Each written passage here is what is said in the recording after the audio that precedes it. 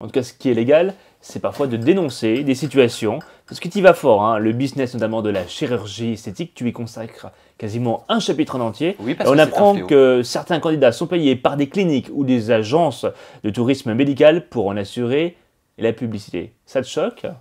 Terriblement.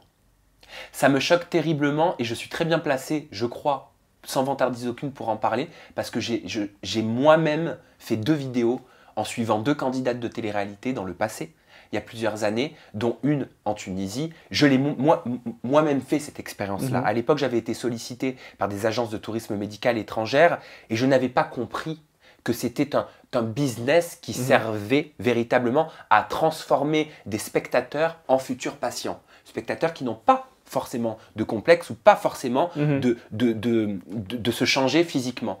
Faut quand même, on est en train de parler d'actes médicaux. Hein. On n'est pas en train de parler d'un paquet de bonbons qu'on vend sur les réseaux sociaux. Oui, c'est pas de la médecine esthétique, c'est de la chirurgie esthétique. C'est de la chirurgie.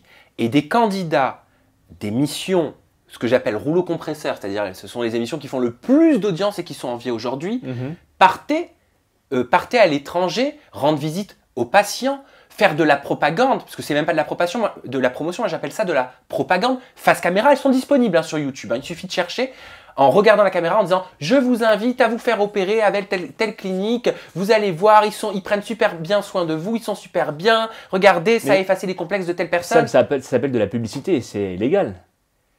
Alors, qu'est-ce que tu appelles de la publicité? Faire de la publicité, c'est assurer une promotion autour d'une pratique ou d'une autre. Les médecins ont-ils le droit de faire de la publicité, en tout cas en France?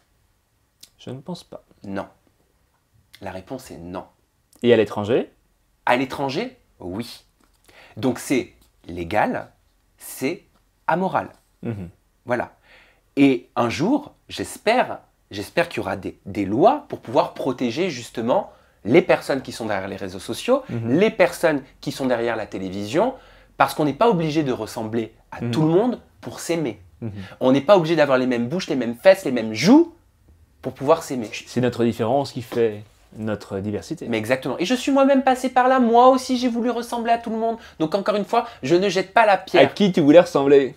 Mais à tout ce qu'on voit, aux stars internationales, non, aux comédiens. à ces images de beauté qu'on voit sur Internet. Et pourquoi j'ai pas d'abdos? Et pourquoi j'ai un peu plus de gras ici? Et pourquoi mes lèvres elles sont trop fines? Et pourquoi j'ai des cernes comme ça? Tu vois? Donc j'en parle en connaissance de cause.